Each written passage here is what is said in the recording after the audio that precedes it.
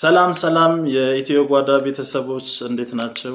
አቤል ሳኮሜ ይባላለው። የዛሬ ፕሮግራም ይዤላችሁ መቀርብላችሁ እኔ ነኝ።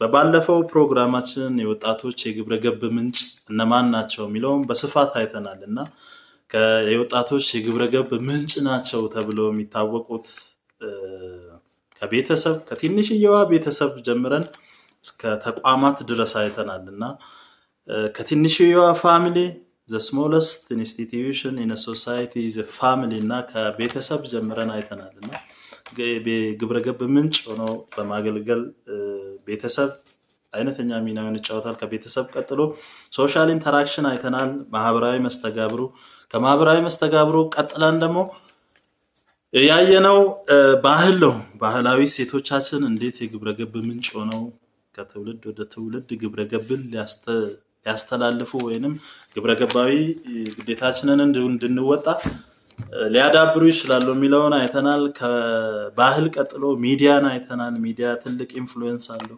ከዛም ውጪ ብዙ ግብረ ገባዊ ምንጭ ለግብረ ገብ ምንጭ የሚሆኑ ከግለሰብም ጀምሮ እስከ ተቋማት ድረስ አሉና እነዚህ የግብረ ገብ ምንጮቻችን ናቸው ብለን ከያዝን የወጣቱ ግብረ ገባዊ ግዴታስ ምንድን ናቸው? not only የወጣቱ የማህበረሰብ ክፍሉ ከትንሽዬ ልጆች እስከ ትልቅዬ አዛውንት ድረስ ሊወጡት ወይንም የግብረ ገብ ግዴታዎች ምንድን ናቸው የሚለውን እናያለንና በዋናነት የግብረ ገብ ግዴታ ናቸው ተብሎ ከሚጠቀሱት መካከል በአንደኛ ደረጃ የሚጠቀሰው ታማኝነት ነው። ወጣቱ ክፍል ሁሉም የማህበረሰብ ክፍል ጎልማሳው በእድሜ የገፉትም ታች ያሉትም ልጆች እየተለማመዱት መምጣት የሚገባቸው ታማኝነትን ነው። ከጊዜ ወደ ጊዜ እጅግ በጣም እየተሸረሸረ የመጣና ጥያቄ ምልክት ውስጥ እየገባ አይነት የሚሄዱ ነገሮች አሉና ከታማኝነት አንፃር ሁሉም የማህበረሰብ ክፍል ወይንም ወጣቱ ታማኝነትን ማዳበር አለበት። ለራሱም፣ ለቤተሰቡ፣ ለጓደኛው፣ ለፍቅር አጋሩ ለሌላውም ታማኝ መሆን አለበት። ከዛም ዘሎ ለሀገር ታማኝ ሆኖ ማገልገል የሚችል ወጣት ማፍራት የምንችለው ነገ ሀገር ተረክበው ሀገር የሚመሩ ሀገር የሚያስተዳድሩ እኛንም መንገድ የሚያሻግሩን የሚያክሙን በጣም ብዙ ነገር የሚጫወቱት use are the futures of tomorrow የሚባሉት እነሱ ናቸውና የነገ ሀገር ተረካቢዎች ናቸውና use are future so ይሄ ዩዝ ወይንም ይሄ ፊውቸር የሆነው ወጣት ታማኝነትን ኤክሰርሳይዝ ማድረግ አለበት። አሁን ካለው ከኢኮኖሚም ወይንም ገንዘብ ነክ ከሆኑና ገንዘብ ነክ ከሆኑ ፍላጎቶች ወይንም ቁሳዊ ፍላጎቶች በጣም የወጣቱን ማህበረሰብ ክፍል ከጊዜ ወደ ጊዜ ቻሌንጅ እያደረጉት የሚመጡ ነገሮች ናቸውና እምነቱን ታማኝ ሆኖ መገኘትን ቻሌንጅ ማድረግ የሚችሉ ነገሮች ናቸውና ይሄ የቁሳዊ ፍላጎት ወይንም የገንዘብ ነክ ፍላጎት ነገሮች ታማኝነትን ሊሸረሽሩ የሚችሉ ነገሮች ናቸውና የወጣቱ ማህበረሰብ ክፍልም ሌሎች ህፃናትም ጎልማሳውም አዛውንቱም ሌላው ታማኝነት የሚለውን የግብረ ገብ ግዴታውን እጅግ በላቀ ሁኔታ መወጣት አለበት የሚል እንደ አንድ ግብረ ገባዊ ግዴታው የሚጠቀስ ነው። ከዛ ውጪ መከባበር ነው።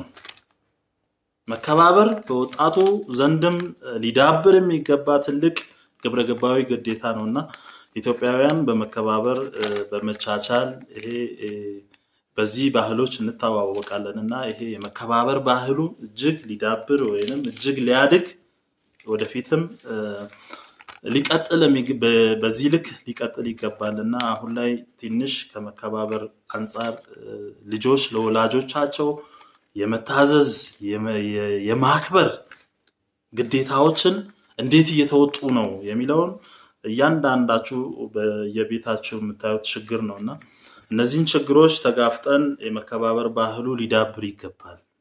ቀደም ብሎ በነበረው ልክ የመከባበር እሴቶችን በማዳበር ይሄ የወጣቱም የሌላውም ማህበረሰብ ክፍል ግዴታ ነውና መከባበር የሚለው ባህል እጅግ በጣም እያደገ መሄድ አለበት። ከዛ ውጪ ርህራሄ ነው። በወጣቱም ወይንም በሌላው ማህበረሰብ ክፍልም ሊተገበሩ የሚገባቸው ግብረገባዊ ግዴታዎች መካከል ርህራሄ ነው። ወጣቱ ክፍል ለታላላቆቹ ለታናሾቹም ርህራሄን ማሳየት አለበት።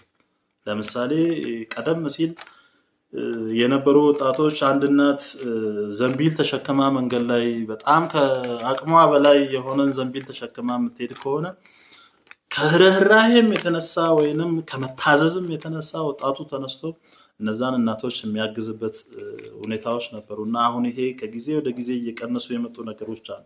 ከመራራት ይልቅ መጨከን እየበዛ የመጣባቸው ሁኔታዎች አሉና ይሄ መጨካከን አይነት ባህሪዎች በሰፊው እየታዩ የሚሄዱ ናቸውና ከመጨካከኑ ይልቅ ርህራሄን ማዳበር የወጣቶቹን ወይንም የሌላው ማህበረሰብ ክፍል ግብረገባዊ ግዴታዎች ናቸውና ርህራሄ በመቀጠል ኃላፊነት የሚሰማው ትውልድ ወይንም ወጣት ሊኖር ይገባል። ኃላፊነትን መሸከም መቻል ሌላኛው ግብረገባዊ ግዴታ ነውና ኃላፊነትን መወጣት የሚችል ለሰራው ስራ ለእያንዳንዱ አክሽኖቹ ኃላፊነትን መውሰድ የሚችል ወጣት ማፍራት እጅግ በጣም ስለሚያስፈልግ ነው። ይሄ ኃላፊነትን መወጣት የሚለው እንደ አንድ ግብረገባዊ ግዴታ እንወስደዋለን። የማህበረሰብ ክፍልም ወጣቱም ሌላው መሪዎችም ኃላፊነትን መውሰድ የሚችሉ መሪዎች ኃላፊነትን መሸከም የሚችሉ ሲቪል ሰርቫንት ልናፈራ ይገባልና ኃላፊነት መወጣት የሚለው እጅግ በጣም ሌላኛው ግብረገባዊ ግዴታችን ነው።